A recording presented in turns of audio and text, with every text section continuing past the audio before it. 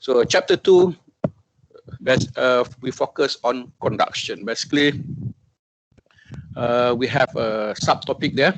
So we look at the Fourier law in 3 different coordinate systems. And then we will look at, of course, the one of the parameters in the Fourier law is the thermal conductivity of material. We have discussed that in chapter 1 a bit. And then after that, we will discuss the second method in analyzing the conduction, what we call the thermal resistance circuit. It's an analogy to electrical resistance circuit. So in electricity, we have currents and resistance. So here in heat conduction, the analogy of that, we have heat transfer and also the resistance to the heat transfer. And then the last part, we have two-dimensional temperature distribution using finite difference technique. So ada 3. So first, Fourier law in 3 coordinate system, and then we have the thermal resistance circuit, and then the third method is using finite difference technique. So in this chapter, we learn 3 different methods in analyzing the heat conduction.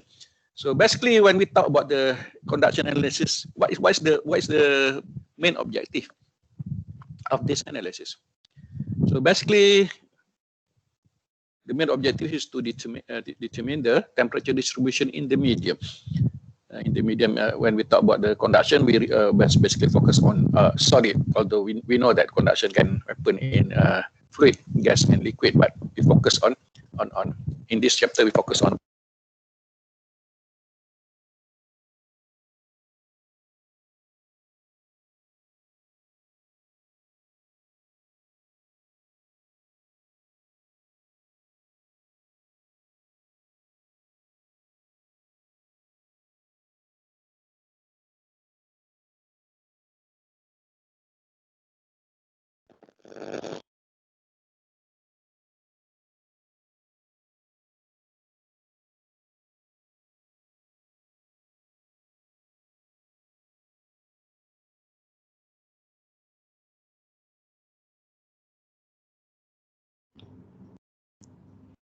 Suara tak dengar, Dr. Ramlan? Tiba-tiba Dr. Ramlan di-muted lah.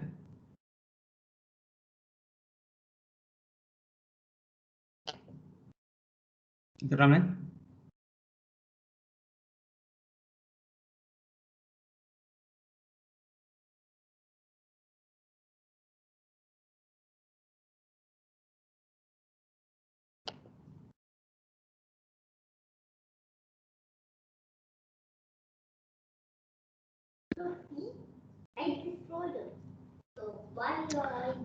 You dengar suara Dr. Ramlan tak? Tak dengar. Tak dengar ya? Tak dengar. Ya.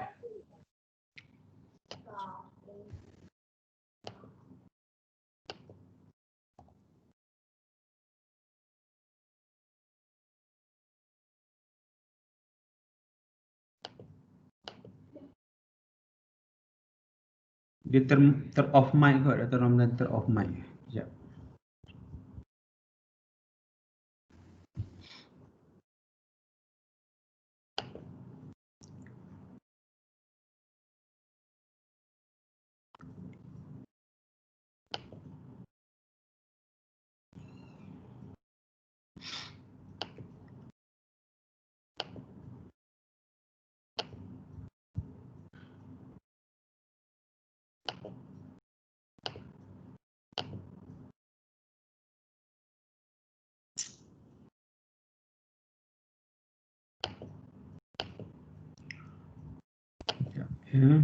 dengar tak dengar? Okey. Dengar. Dengar. Oh, dengar Dr. Ramlan. Tadi you termute yourself. Oh, that means I have to repair again lah. Ya. Termute. Okay. Sorry.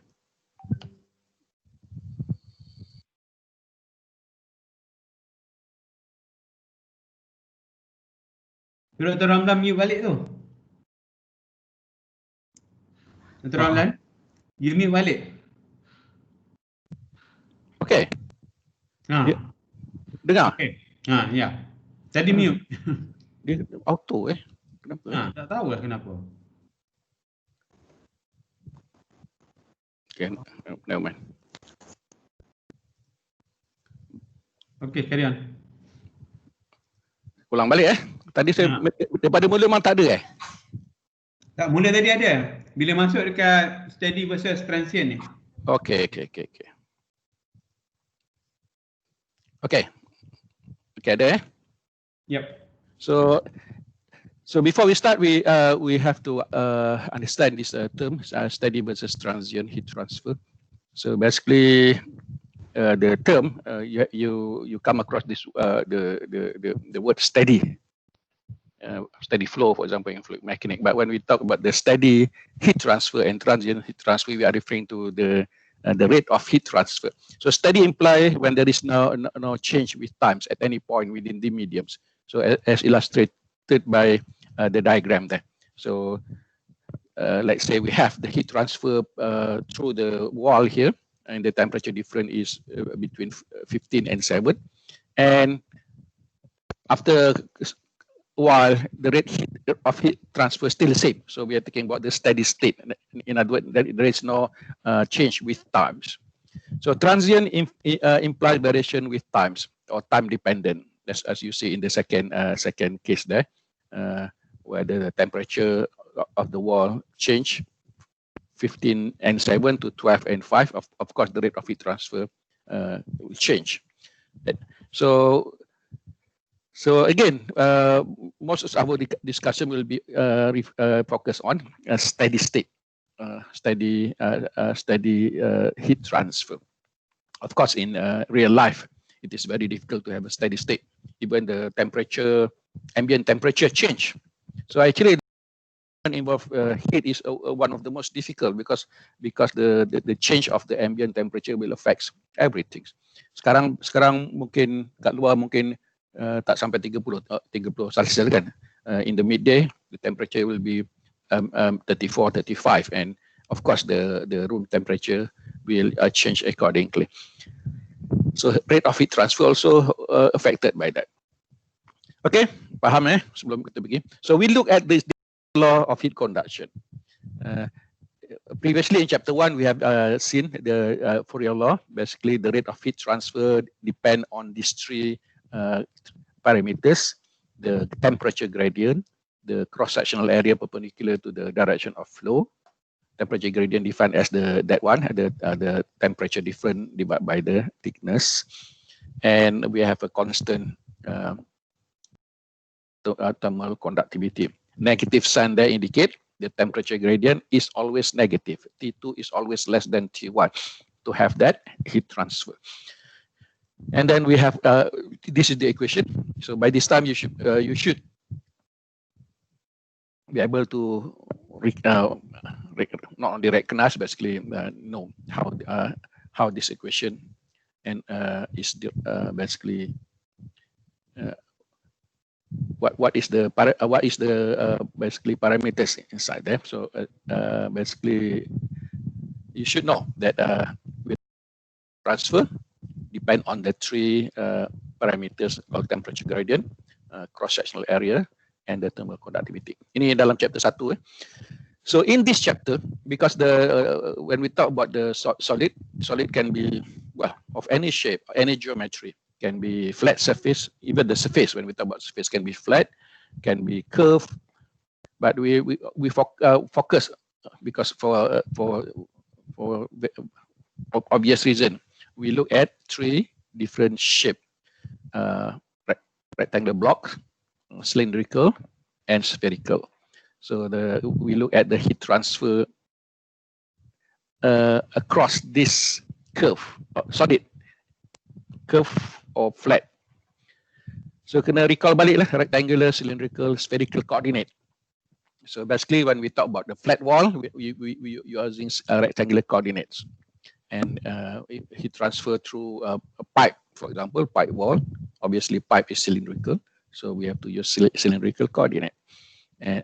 And there are some pressure vessel which is spherical in nature, or the shape is almost spherical. So we use spherical coordinate. Sama saja, we actually try to, we want to write the Fourier equation in these three different coordinates. Rectangular x, y, z, of course, and then that one is always the time. Cylindrical, the radial inside to outside or outside to inside. And then we have one angle and the axis along the cylinder. And when we talk about spherical coordinate, there are two angles there. So the coordinate there is determined by two angle and radius. So for sphere, the coordinate there is determined by the radius, the axial, and one angle there. And of course, the coordinate system, the rectangular coordinate system, x, y, z, as we have learned in mathematics and so on.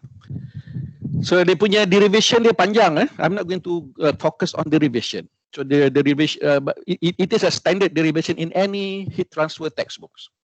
Sama saja. So it is derived from a small elements in the body of the volume dx, dy, dz. So a cube, and the heat transfer in x direction, in y direction, and z direction is analyzed. So I'm not going to go to the derivation. Ini standard textbook. Could in any you can find in any standard heat transfer, maybe 2-3 pages of derivation. So, but you know what? The important thing is you know where this the final equation come from. They are derived from the heat transfer on a elemental volume like this in three dimensional. Okay, x, y, z. So ini ellipse panjang. So small volume delta x, dx, dy, dz, and we look the heat transfer in x direction, in y direction, in z direction, applying the Fourier equation. Ini saya ambil contoh satu on this surface, the red surface there in x direction. So heat transfer in that direction from the Fourier equation is negative k. Cross-sectional area, the red one, and the temperature gradient. So what is the area? Area is delta dy dz, of course, and the temperature gradient, that dt over dx. And ini the Fourier equation. So same thing from in y direction, in z direction. So we have the heat transfer in three different directions. Okay, this is in x direction. So and then using the Taylor expansion, series expansion, and so on. So finally, we come out with this equation. Saya tak pergi detail, otherwise it will take logs.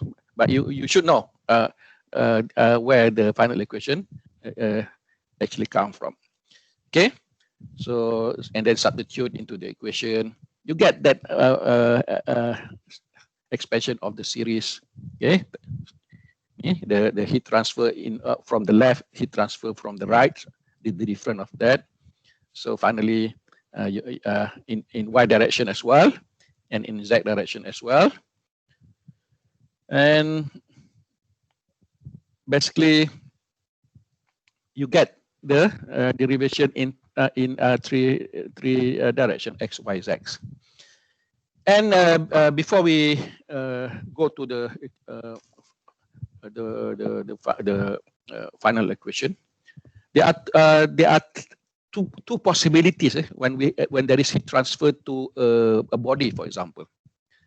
There could be, let's say we have a wall, heat transfer from one surface to another surface. There are two possibilities may happen. Okay, one is heat being generated in the wall. Contohnya dalam dinding tu ada heater, contohnya kan, or electrical resistant, whatever. So heat being generated in the wall, in the body. Or the second possibility is that heat being stored. So whatever coming in, some of them is stored in the body. So tak semua keluar. Faham Heat being generated means during the heat transfer in the body or in an element, the heat is being generated by other sources. So it will affect the heat transfer. Or we may have a case where heat being stored. In other words, heat coming in, some of them will be stored and conducted heat coming out. So in case of unsteady state condition, these two may happen in heat conduction in a body. Okay, go back to the equation. So that means the rate of heat generated, whatever it is, multiplied by the elemental volume just now. So we have the rate of heat generated per unit volume multiplied by the volume dx dy dx. And for heat rate of heat storage, so we have density, we have heat capacity, and the elemental volume. So this is the expression for rate of heat being stored. So for the whole elemental body just now, so the net rate of heat into the element is equal to rate of heat stored minus rate of heat generation, if any. So it can be written in this equation: rate of heat storage inside the body, if any, equal to net rate of heat flowing into the element plus rate of heat generation, if any. Kalau tak ada, tak ada lah. Kalau tak ada rate storage, tak ada lah, zero. Kalau tak ada rate of generation, zero. But this is the energy balance. Rate of heat storage into the elements equal to the net rate heat into the element plus rate of heat generation. Yeah, this is the basics. When we talk about energy balance in heat conduction into the body, or in our case just now, into that small element. So we go back to the equation. So the equation finally will be written like this. Ni ini daripada sini kena faham ni. Ni. So we go back to our elemental volume just now. So therefore we have this equation. This is the equation. Rate of heat storage equal to the net rate of heat into the element in three-dimensional x, y, z, and rate of heat generation, if any. And then this one, we have a term called thermal diffusivity alpha, which is equal to K rho Cp. So this one is basically equal to K over alpha. Yeah, ini standard alpha is just a property of a material called thermal diffusivity. K is thermal conductivity, of course. That one is the density. That one is the heat capacity.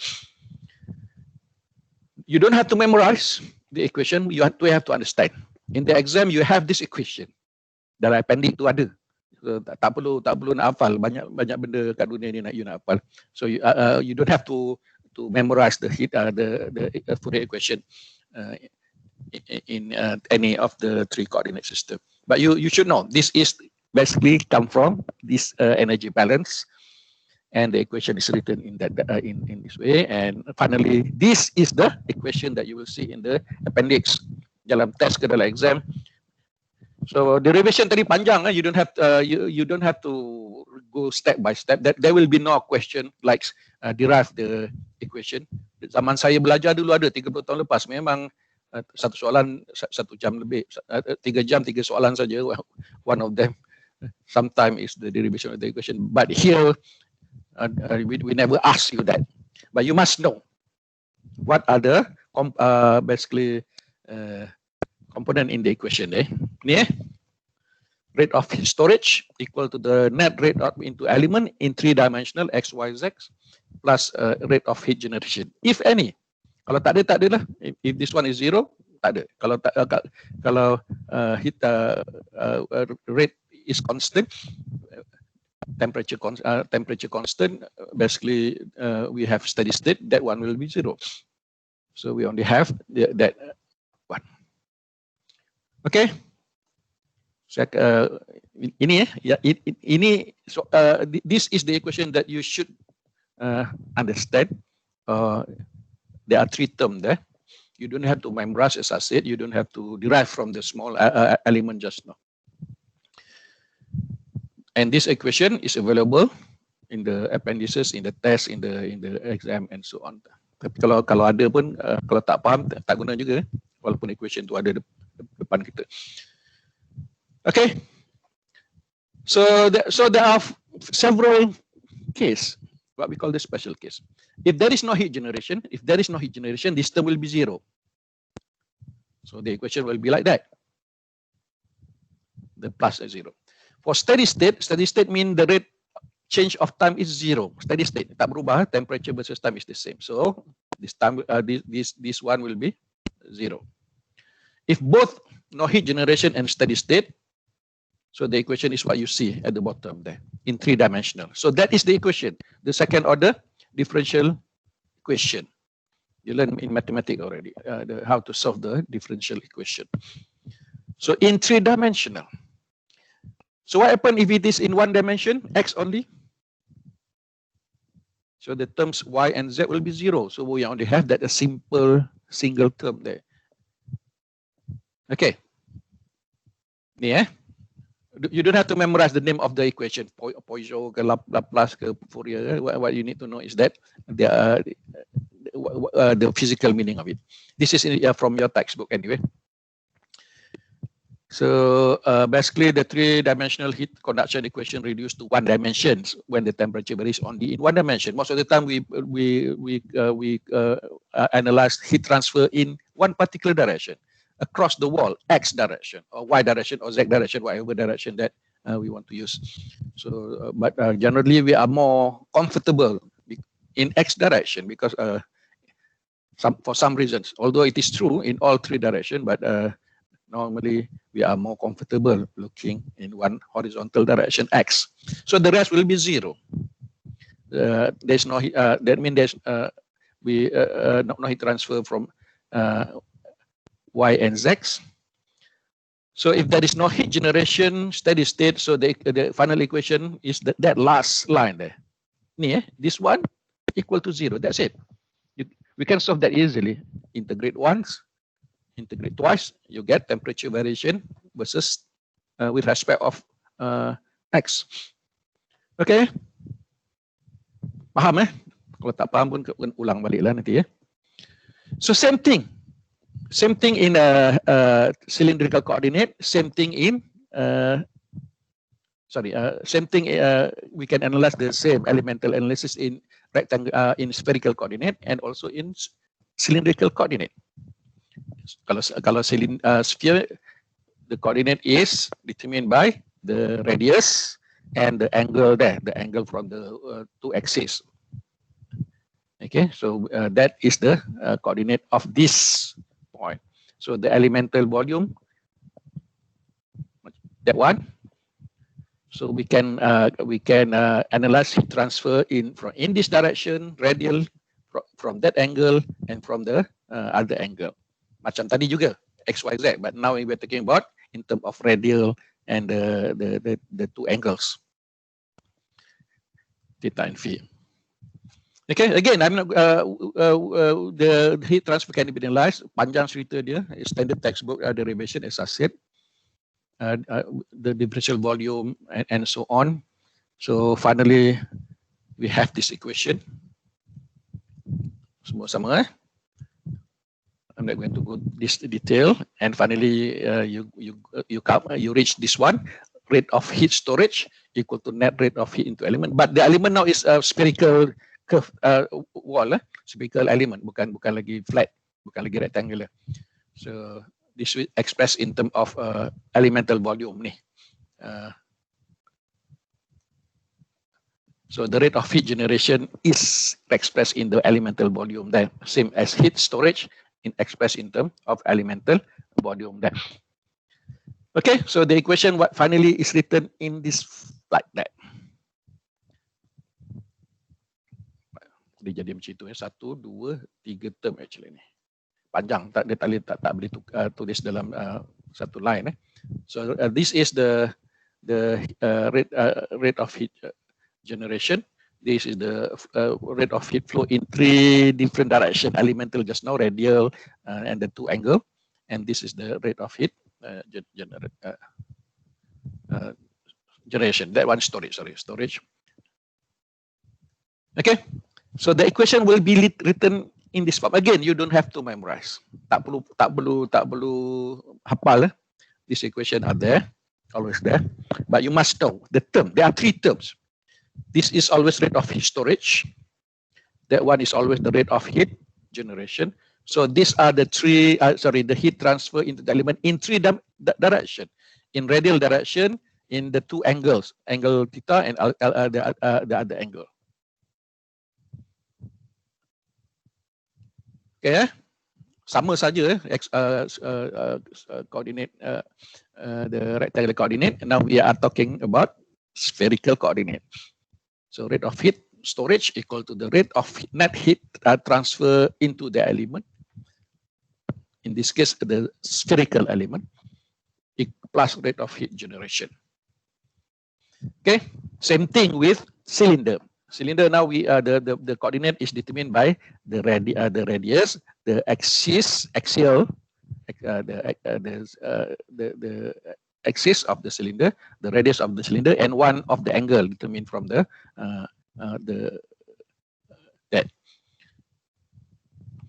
So the elemental volume will be in that form. So we analyze the heat transfer in three directions, in radial, along that direction, and also in the axial direction. Sama saja. So we analyze the heat transfer in the elements, and finally we have this equation. Rate of heat storage equal to the net rate of heat into the element plus rate of heat generation. So and the element with talking here is the cylindrical elements in terms of radius, radial, in terms of the axis, z direction, and then in terms of that particular angle. Okay, so tiga-tiga coordinate sama saja. Just we express the energy equation in three different coordinate system. In other words, the Fourier equation is we use Fourier equation to analyze the heat transfer in three different coordinate system. Ni tiga yang saya cakap tak perlu hafal. So we have rectangular coordinate, we have spherical coordinate, we have cylindrical coordinate. So there are three terms there. The one on the left is the rate of heat storage. Sama saja semua tu, expression dia sama. 1 over alpha, that temperature differentiate the derivative of temperature with respect of time. And in the middle is the net rate into the element in the rectangular coordinates x, y, z, in the spherical coordinates r and two angle, and in the spherical coordinates the r radial, z the axis of the cylinder, and in the angular direction. And the term on the, jangan confuse tadi saya guna E sebab your textbook guna E. So saya patut tukar ni. So saya tak suka guna Q sebab Q dot refer to something else we refer to heat flux normally. Nanti saya tukar balik ni. Your textbook pakai E, sometimes you see G in some textbook. So whatever it is, that is the rate of heat generation. Basically quantity divided by the conductive parameter thermal conductivity. Kalau sebelum saya pakai E kan, E lah ni sama aja sebenarnya. Saya patut tukar.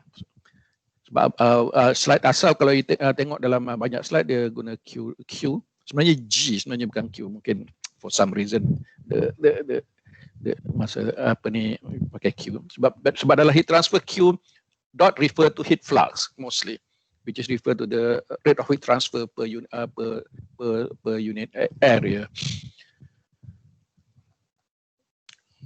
So it's the same here.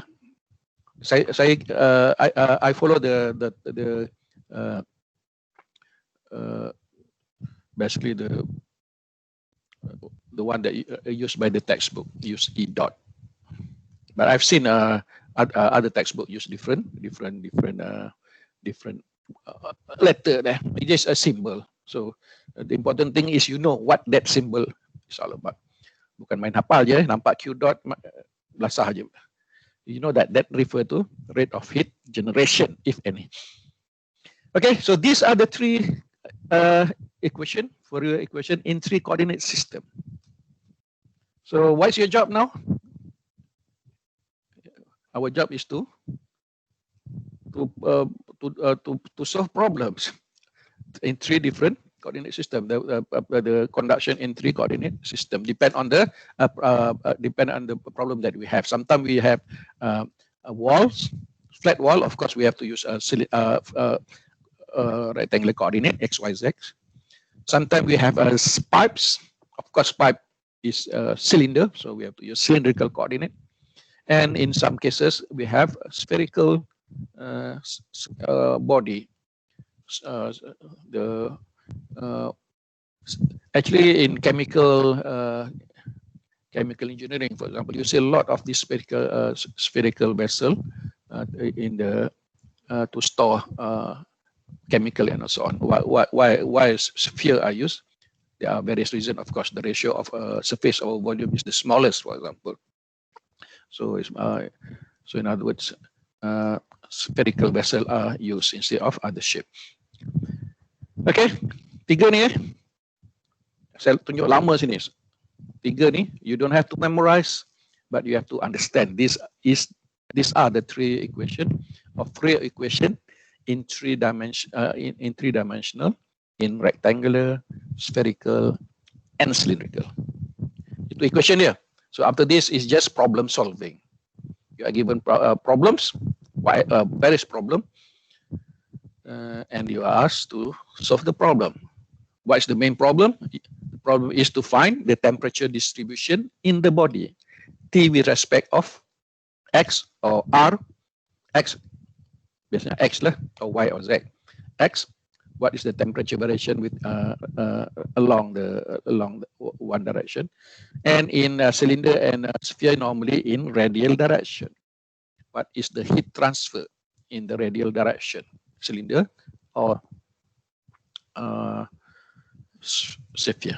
Jarang problem minta kamu analyze the heat transfer in axial direction of the cylinder, for example.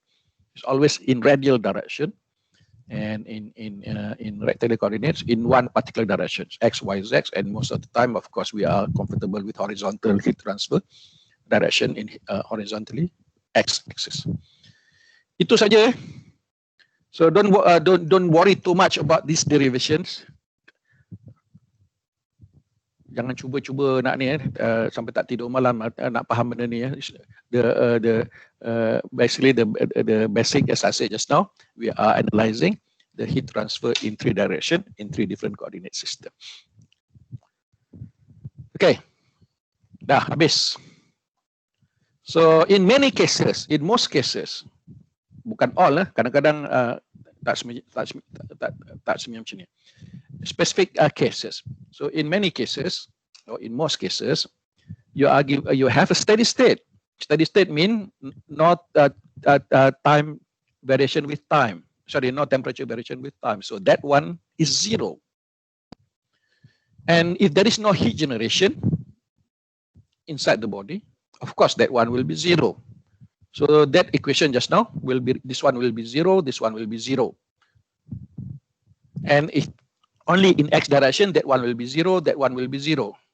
Okay, so the equation left with this one. Okay, so that 0 left and right just now, the heat storage and heat generation. And most of the time, as I said, we work in one particular direction, in x direction. So x, y, and z will be 0. This one will be 0. That one and that one will be 0. So we only have this equation. Simple temperature variation with respect of times in x direction. Or in a spherical coordinate, we have this in radial direction. Same thing in cylindrical coordinate in radial direction. But of course, beza, we have r squared there, r squared there. You understand where the r square come from? You can expect that, because when we talk about the volume of sphere, we have r square, and if we talk about the cylinder, satu tu axis. So r square come from the that term come from the volume, which expressed in r square. 4 pi r square is the for third, for r cube is the volume, and then when we divide with radius, we get that r square. Okay. So in other words, we are solving differential equation of these 3. Satu dalam temperature with respect of X, the other two temperature with aspect of radius, cylinder or sphere. Boleh solve ni? Dah belajar matematik kan? To solve the simple problem. What we do? Integrate once, integrate twice. So we get temperature distribution with respect of X. Same thing here, integrate once, integrate twice, we have temperature distribution with respect of radius. Okay. Of course, when we integrate, you have in mathematics, for example, you have limits. So in heat transfer, we call it a boundary condition. Boundary. So temperature distribution in medium can be determined only. The solution can only be determined if we have the boundary condition. Otherwise, we don't know. What is boundary condition? Macam ni lah tadi kan. This is boundary condition. Contoh I will go back to this one. So if we see, jauh ke belakang This is what is the boundary condition there? The boundary condition is that the temperature there is T1, the temperature there is T2. If we don't know T1, we don't know T2, we cannot solve the problem. As simple as that. So in other words, this is called boundary condition. The temperature on the wall on one side, the temperature on the wall on the other side. So only that we know that boundary condition, we can solve the problem. If there is no boundary condition, apa-apa sajalah ya. So the equation, the problem cannot be determined. We cannot calculate the heat transfer. Okay, go back to the equation just now. So, in case with mediums of time dependent, the condition of initial time is also essential. We have rare case like this when we have the transient heat transfer, when the temperature change. In that case, the times has to be considered. So in real life, in practice, that is always happening. The time dependence heat transfer or the transient heat transfer. Only in control condition that we can have the steady state, which is very difficult when we talk about heat transfer, since the ambient temperature also change. Dalam makmal pun susah to maintain the temperature in the labs. Fix is very difficult. And also when we have in the labs, we also have this aircon fan and so on, and that can make even more difficult. We have a convection problem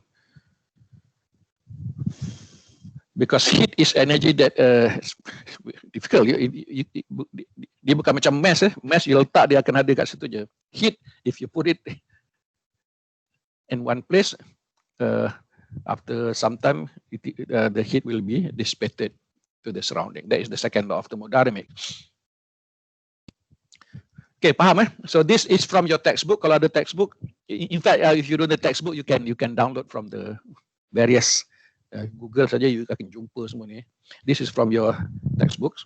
So these are the steps in problem solving. So you have to write down the differential equation. And then you have to write the general solutions by integrating once, integrating twice. You should get that. Okay. And then applying the boundary condition. Nanti saya cerita boundary condition. In this case, the boundary condition is the two temperature, fixed two temperature. So we can solve this one. But the boundary condition not necessarily fixed temperature. It can be a different boundary condition. Okay. Ini So that equation just now, whether it is in Cartesian coordinate or in cylindrical or in spherical coordinates, the analysis is to find the temperature variation with this with distance. In this case, in x direction. In this case, radial direction. And then we apply the boundary condition. Ini daripada textbook. Basically, the mathematical expression for steady state, no heat generation in x direction, the equation is can be written in that. Integrate once, and then integrate once, you get dt dx equal to 0 equal to c1, and then integrates once again, you get t with respect t, which is the a function of the x distance. You get that unknown c1 and c2. And to determine c1 and c2, you must have two boundary conditions. Kalau tak boleh solve. So in this case, the boundary condition is at x equal to 0, t equal to 50 degrees Celsius. And the second one is at x equal to L, temperature is equal to 50 degrees Celsius. So from that, we can solve these two unknown. So finally, you get that. So t with respect, in this direction, the temperature variation with respect of x is 6.2x linear. So that is the equation of this line. T 6.2x. So at t equal to 0, the temperature is 50, and at x equal to L, L is just a number, thickness, and the temperature can be. Itu kena paham nih. If you understand this, you can apply this to the other two coordinate systems, cylinder or spherical. Sama saja, just that the equation is different. Okay, these are the boundary condition. This is the most common boundary condition. Ada 4 4 most common boundary condition. Where the temperature is fixed, macam ni tadi the temperature is fixed. Either the side at x equal to 0, or on the other side, x equal to the thickness. So in this case, temperature at x equal to 0 is equal to Ts, temperature of the surface. That is the boundary condition. Can be the other side, T at t equal to L, at t equal to at x equal to length, thickness, t equal to t whatever, t2 or whatever. This is the most common. 4 most common boundary condition. So this problem just now used the 2 boundary condition where the temperature are fixed, both sides. See, this is the most common and the easiest, of course. Tapi dalam exam, jaranglah kita bagi boundary condition yang semudah-mudah macam itu, fixed temperature. Mungkin satu fixed temperature, the other side is subjected to convection or subjected to heat flux, whatever. Okay, paham the one boundary condition. The second most common boundary condition is when the surface is subjected to heat flux radiation.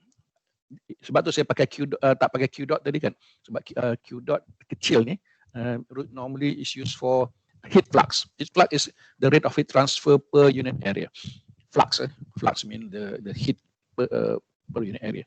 Radiation from the sun, for example, we measure the heat flux, for example, in terms of watt per square meter. So what if you have a case like this? What are the boundary condition? What is the boundary condition? The boundary condition is simple as the rate of heat flow here equal to the rate of heat flow here.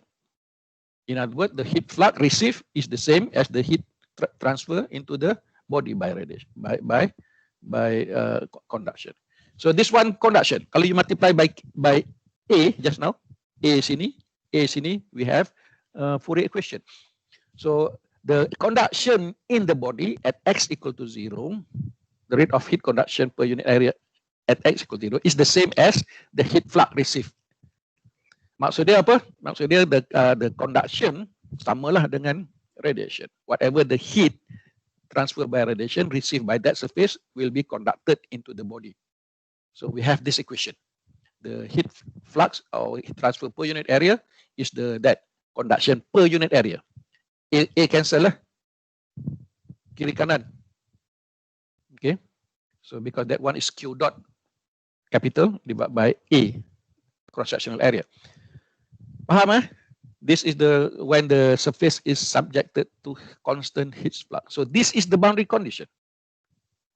Negative K, that one temperature gradient equal to the heat flux. Kalau tak ingat sangat, go to the basic. The rate of heat transfer by radiation received by the surface equal to the rate of heat transfer by conduction into the body. And from that equation, we have this. Okay, this is the second most common boundary condition. The third one, when we have insulation. In other words, if you have insulation, the transfer, we don't have heat transfer between the surface. So in other words, at that point, the temperature gradient is 0.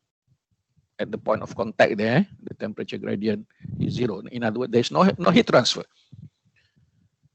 Jadi yang nampak ni selepas x equal to 0, you see it's done. But at that point, at that x equal to 0, the rate of heat transfer, the temperature gradient is 0.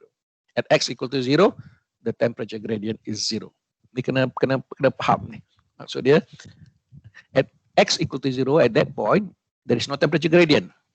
Only when it is x plus something, not 0 lah, we have temperature gradient. Okay. And the fourth most common boundary condition, when we have convection on the surface. Can be on this side or can be on the other side of the wall. Can be on the left or can be on the right hand side. Sama saja tadi ya. So in this case, per unit area again. So if you multiply by area A, both sides A and A, you see Fourier equation and Newton law of cooling. So area kan, negative Ka, temperature gradient, Ha, where A is the surface area, A there is the cross-sectional area, but in this case the two areas are the same, the surface area and the cross-sectional area. So the convective heat transfer received by this surface, that one, T infinity is the ambient temperature, H is the coefficient of convection, is the same, is equal to the rate heat transfer to the body by conduction. So ini, this is actually the Fourier equation. This one is the Newton law of cooling, the conduction equation, the convection equation. In other words, heat received by convection equal to heat transfer by conduction. Itu saja. Ini empat ni kena ingat. Ini memang paling biasa lah. So in the exam, in the test, it is always the combination of this, and this. Sometimes conduction one side, convection on the other side. There's sometimes convection on both sides. Sometimes we have a heat flux on one side, and then we have convection on the other side, and so on. The combination of these four most common boundary condition. Itu saja. Kalau paham, itulah dia. The rest is mathematics, nothing to do with heat transfer. The rest is your skill in problem solving in mathematics. That's why you have to learn mathematics. 3, differential equation, ada calculus, lepas tu calculus 2, differential equation dan sebagainya. Jangan selalu saya dengar tak nampak application matematik dalam engineering. This is the application when you have to solve differential equation. Cuma dalam matematik you pakai XY kan. But in engineering, of course, the parameter can be anything. It's not X and Y. Can be temperature, can be time, can be whatever that you have seen. A lot of parameters, physical parameters. Okay, kalau paham ni, paham. Maksudnya saya paham lah. This chapter, this sub chapter. So after this is just an example. Even and it will be discussed further in the tutorial and so on, where you have various problems, maybe from the textbooks or from the previous exam and so on. Yeah. So I'll go back to this one. I'll go back to that one later. So in your textbooks, ni ada sampai ada textbook boleh refer pada ni. So this is the problem solving step, solution of study one-dimensional heat conduction problem. So first, of course, the problem that you have. And then we look at the mathematical formulation. Depend on the shape of the body. Is it that means differential equation, whether it is in one of the 3 coordinate system. It is in Cartesian or in cylindrical or in the spherical. So mathematical formulation in 3 different coordinate system, and then write down the equation. and then look at the boundary condition, and then solve general solution, differential equation, apply boundary condition, solve the problem. Itu step dia sama saja standard, whether it is Cartesian or spherical or cylindrical. So basic step involved in the solution of heat transfer problem. It's always one dimensional direction, x direction or radial direction. Jarang soalan tanya. Tak pernah tanya pun in axis, in axial direction and so on. Okay. Kalau tak paham ulang-ulang ni. So in the textbook also, again, if you don't have the textbook, you can. Ada 3 example. Ini dalam textbook heat transfer. Example 2.10. I think it's still the same.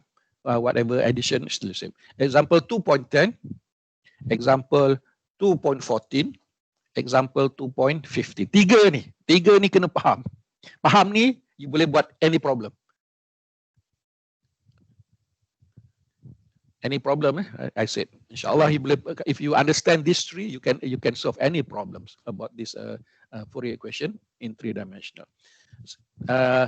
Example 2.10 is on the plane wall. In other words, the rectangular coordinate. Example 2.14 on the cylindrical coordinate, cylinder. So the equation is that. And in this example 2.15, it is on sphere. So you are using spherical coordinate system. But as I said, the boundary condition, this one is the simplest boundary condition that you have, where the temperature are fixed. Yeah, temperature are fixed, T1, T2 fixed. In this case, the temperature are fixed. T2, T1 is fixed. And also this one is also, we have the fixed temperature at R1 and at R2, at the internal radius, at the external radius.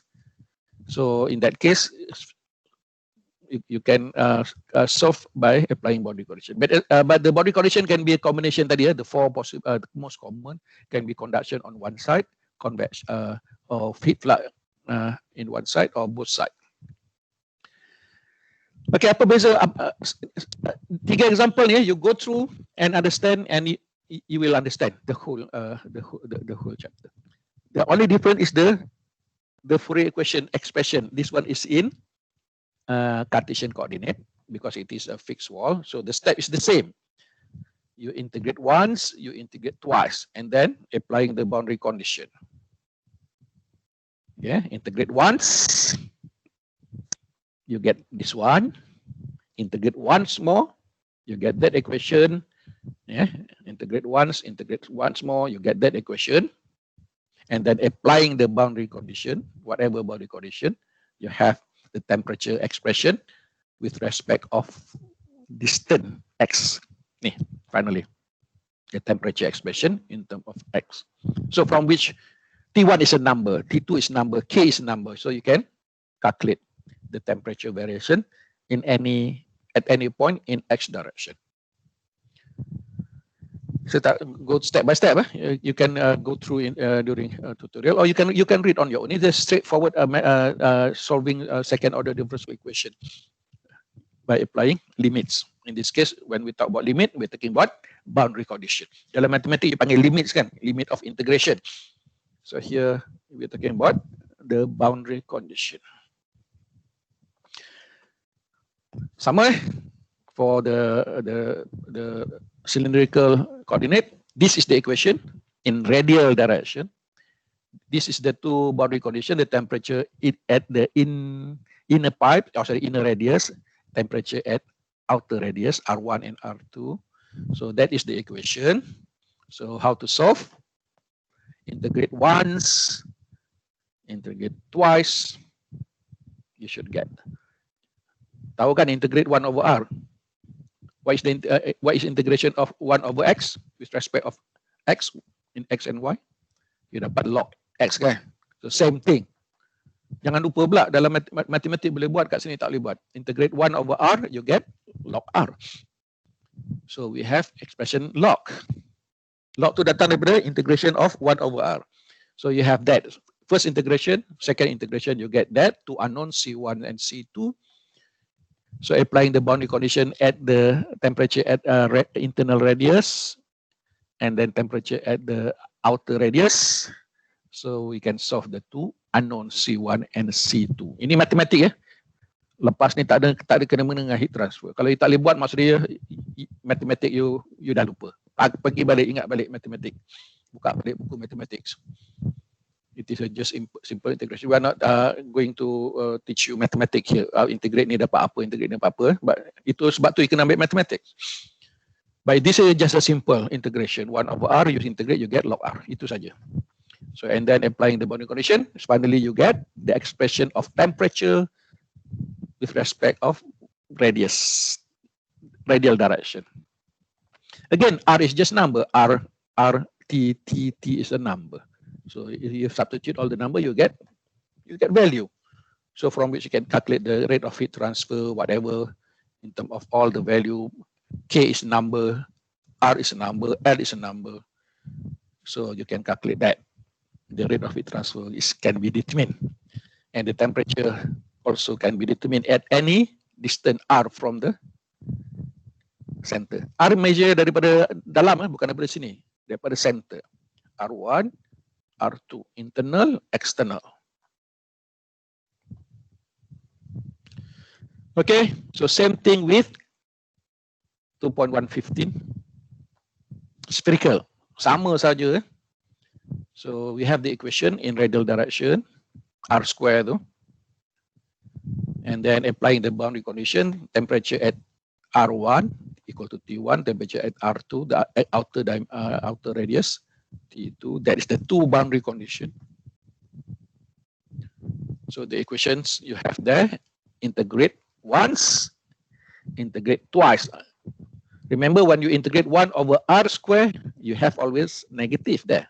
You get dapat negative R negative 2, you integrate, you dapat negative R power negative 1 kan, or 1 over R. So jangan lupa negatif tu.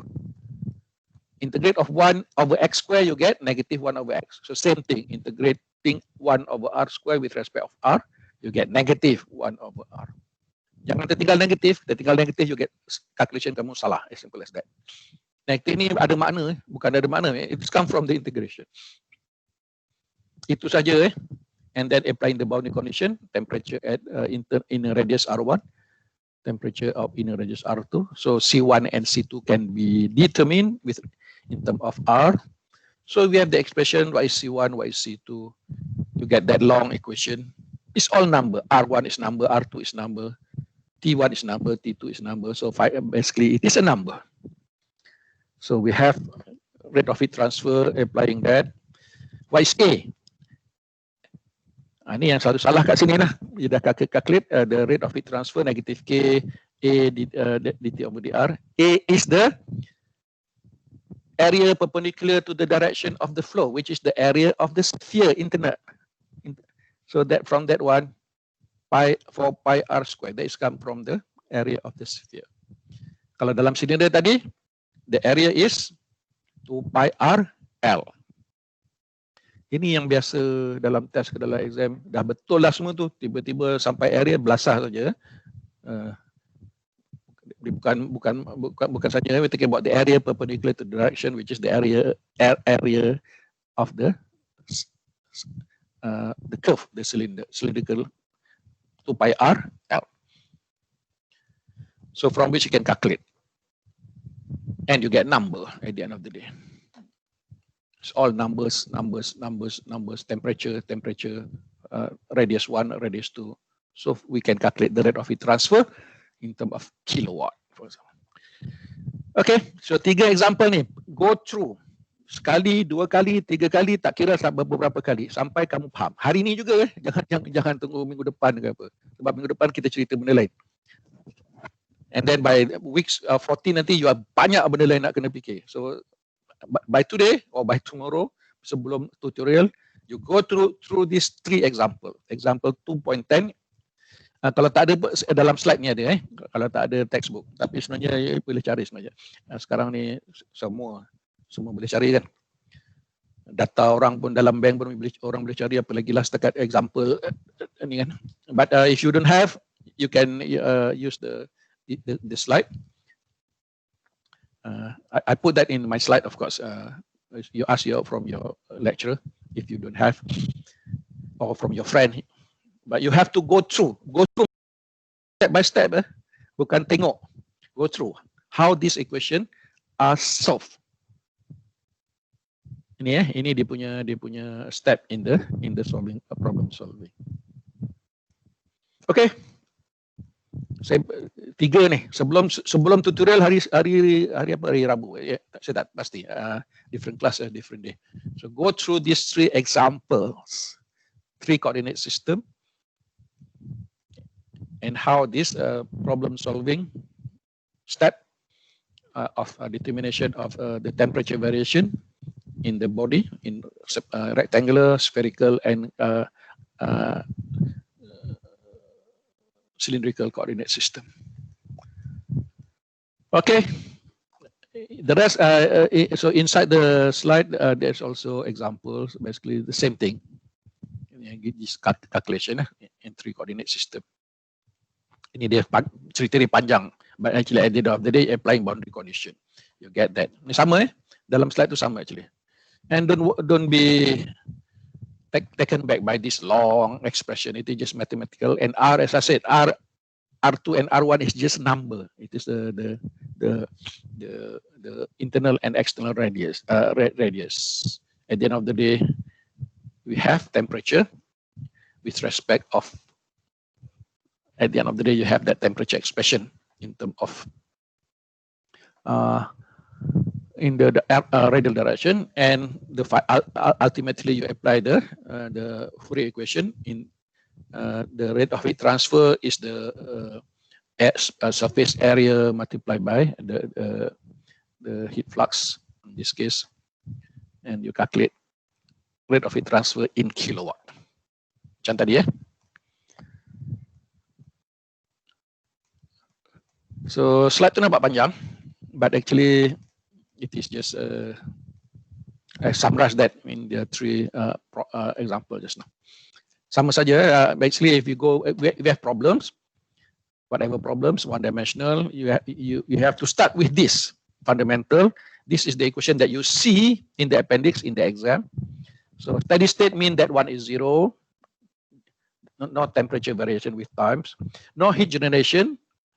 Kalau tak ada lah, kalau ada kena ada lah. That one will be 0. Only in x direction, that one is 0, that one will be 0. So we have this expression. So after that, you have that equation, integrate once more, you get temperature variation with respect of times. And then boundary condition, whatever the boundary condition, you apply. And then you have the expression of temperature with respect of distance x. And then rate of heat transfer is Fourier equation, negative K, area, temperature gradient. Area is the area perpendicular to the heat direction of flow. So from which you can calculate the value. And if you look at that, finally you have this. Yeah. That expression and can be written as T2 minus T1 divided by R, where R is called thermal resistance. Lepas ni, chapter subsection lepas ni kita akan discuss thermal resistance. So thermal resistance actually the analogy to electrical resistance in electric current. In electric current, we have charge flow, rate of charge flow, which is current I, equal to voltage V1 minus V2, potential difference, divided by resistance, I equal to V divided by R. In heat transfer, rate of heat transfer Q dot equal to the temperature difference divided by R, thermal resistance. Ini next subsection. Bukan sekarang lah, cuma nanti akan diulang balik ni. In heat transfer, we have a term called thermal resistance. That's why we have thermal resistance method just now.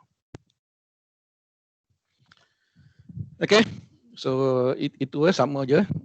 And then the rest will be discussed in the tutorial. We have various example in the tutorial, different boundary condition. Itu saja, different boundary condition. But the problem basically is the same. Ini tadi in dalam thermodynamic banyak disebut flux. So flux is actually the heat transfer per unit area, watt per square meter. That's why I reserve Q dot. Saya tak guna untuk heat generation. Sebab dia kita boleh guna apa-apa saja simbol, but I don't want to avoid confusions because Q dot small letter there, standard for heat flux normally, which is defined as the rate of heat transfer per unit area, watt per square meter. Okay. Yeah, go through this example 2.10, 2.14, 2.15. Three different coordinate system. How the Fourier equation is applied to the different coordinate system to solve problems depend on the, of course, you have either the problem can be plane wall, can be cylindrical pipes, can be spherical pipes. So three coordinate system for different application. Itu sahaja basically untuk subsection ni. So the more problem will be discussed in the tutorial. Of course, again, repeat again this as 2.2. 2.2 basically we have discussed in chapter 1. What is thermal conductivity of material? So basically, thermal conductivity material measure the ability of material to conduct heat. We know that it is constant for a body or a material. In heat, in solid, especially metal, the K value is high. In other words, metal are good conductor. But in a non-metallic body, a material, the K value, the thermal conductivity is lower. So they are called poor conductor, or in some cases, good insulator. So same in gas and also in a liquid as well. Okay, so we have discussed in chapter 1. So for pure metal, silver, copper, and so on, the heat transfer is in order of few hundreds. So non-metallic solid, plastic, wood, apa lagi, kayu, plastic. So it is in order of 0.1 to 1 watt per square meter per degree Celsius. In liquid, it's much lower, and lowest in gases. So that is thermal conductivity. So this is the order of magnitude, about 10,000, 0.1 to 1,000 is 10,000, the different range. And we have discussed also in chapter 1, the K value, we assume K value is constant in our problem. In practice, they are not. The K value basically change with temperature. Platinum is one the more stable. The K value almost constant. But generally for for metal, the value of thermal conductivity decreasing slightly with temperature, and for gas, increase with temperature. Over large temperature range, we're talking about large temperature range, more than 1,000 degrees Celsius or Kelvin. Baru signifikan, kalau tak ada tak signifikan. So in our problem solving, so we assume K is constant because we analyze a small temperature range. Yeah, thermal conductivity for hydrogen and for all other gases increasing with temperature normally. So pergi balik chapter 1 lah, what is thermal conductivity, ability of the material to conduct heat. And the K value is actually widely used in engineering, refer to thermal conductivity of material. So in some application, we need good conductor. In many application, we need poor conductor. So it's very much depend on application. So the next section will be thermal resistance. That will be next week. Thermal resistance, steady state conduction. Tadi saya sebutkan ada term called thermal resistance. So there's another method. So at the beginning of the lesson just now, I put that there are three different methods.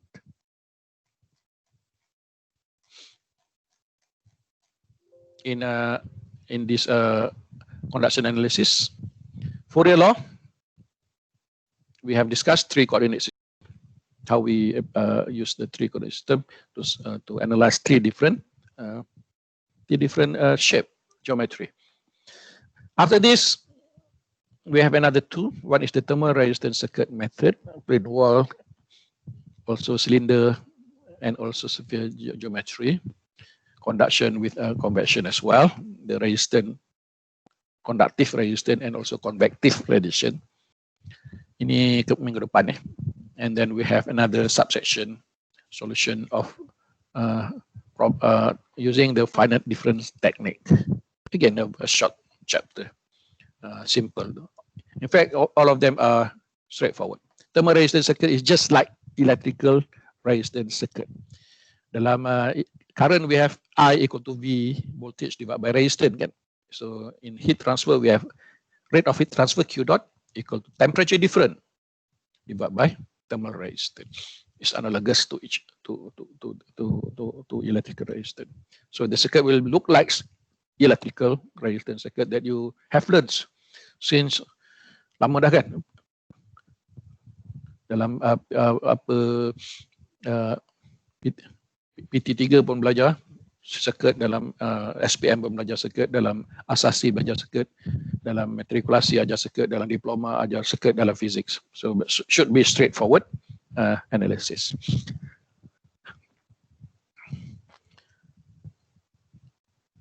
What is the time now? Okay, 1.5 hours is just a nice time. So again, you will discuss problems in tutorial. So your lecturer will give you problems, quiz or whatever. So you have to understand. And I said, don't wait until ini masa relax. Don't wait until the end of the semester. So try to understand everything. Kalau lesson tu minggu tu juga kena settle. Jangan tunggu minggu depan dia akan accumulate. And by the end of 14 weeks, you have many other things to do and you start to panic.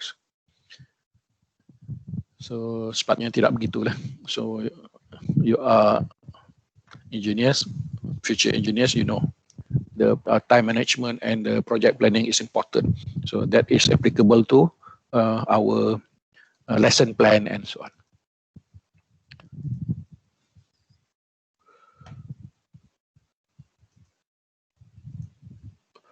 Okay, masih berjaga. So we have 1.5 hours. I think that is good time to stop. Okay, Dr. Ahmad, Dr. yang lain. Okay. So okay. Ada soalan? Is there any questions?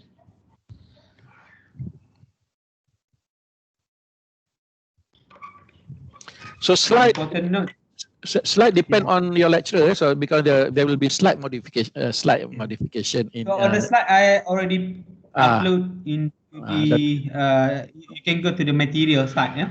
Dekat dalam Microsoft Teams ni. So dalam tu dah ada slide. Beta tak banyak beza. Slide antara pensyarah tak banyak beza because we take from the same source. But maybe if you don't have that example 2.10 to 2.14 to 2.15 just now, you can get dalam slide saya tak pasti pensyarah lain, but you can get that easily from your textbooks, and in fact you can get it from various sources. Tiga example tu saya kena sebutlah, wajib untuk kamu faham, wajib go through. Kalau tak susah nak faham. Because that example is very clear step by step problem solving, common problem in heat conduction using Fourier equation. Okay, I think it's about time. So attendant class, isi kelas masing-masing ya. So whatever means that your lecturer use, Google Form ke, sebab fakulti akan record macam metode biasa lah. Okay. It's not the kena faham tiga koordinat, it's a three systems too that we have for Cartesian coordinate, and then cylindrical coordinate and the spherical coordinate. So the first thing is that you have to look on the generalized equation for each coordinate systems, and then the directions of the heat transfer directions, and then you have to look as well on the initial boundary conditions.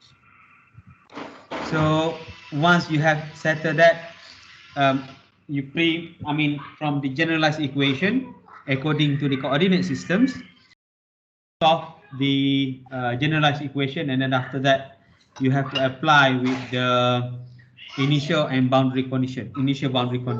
So they are, as earlier mentioned by Dr. Ramlan, there are four initial boundary conditions that you have to look upon, which is the constant surface temperature, and then the constant heat flux, and then what else we have? Constant heat flux, fixed temperature.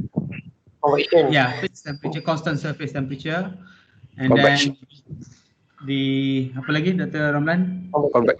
Convective. Yeah, convection. Yeah, convective. And then ada 4 semua tu. So applying all that initial boundary condition, then you will solve the equation. So yeah, if you have any inquiry, nanti kita hari Rabu nanti. Tapi hari Rabu nanti saya pun tak boleh nak buat kelas juga. Hari Rabu untuk kelas saya pukul berapa ya? Start pukul 8 ke pukul 10? Kelas saya? 9, sir. Saya pun dah lupa dah kelas. Pukul 8.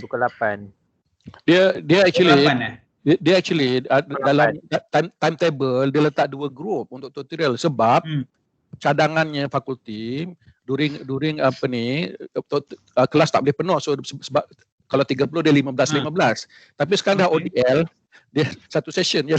Tak perlulah buat. So for my class, can we begin at 9 nanti untuk tutorial? Combine. Saya ada another meeting pula untuk hari Rabu nanti ya. So, tak pasti kita dapat jumpa face to face ke tak pasti. Bila face to face nanti baru break into two groups. Yeah. So we only have a 1 hour for tutorial hari Rabu nanti ya. Okay. So any other question? Ada lagi tak soalannya?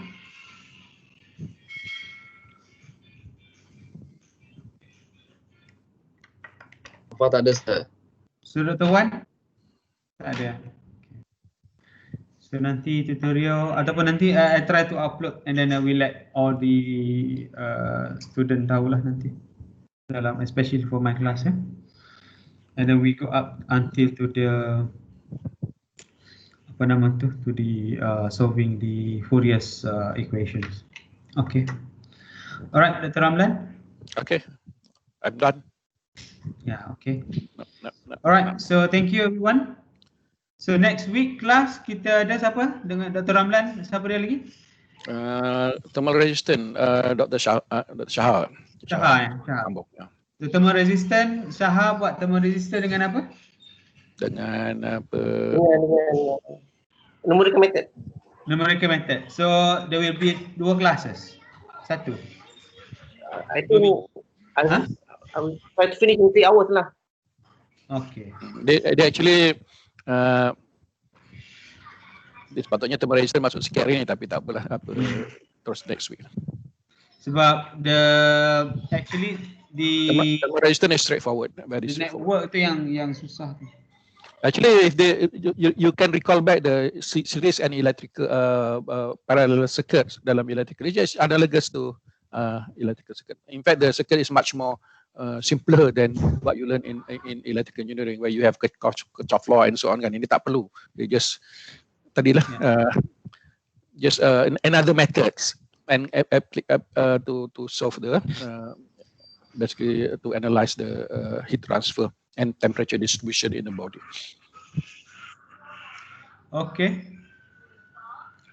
So if there is no question, kita boleh close the session dululah . So next week Encik Saha akan take over. Alright. Okay, cool. Thank Okay, you. terima kasih. Assalamualaikum warahmatullahi wabarakatuh. Terima kasih, sir. Okay. Thank you. Thank you.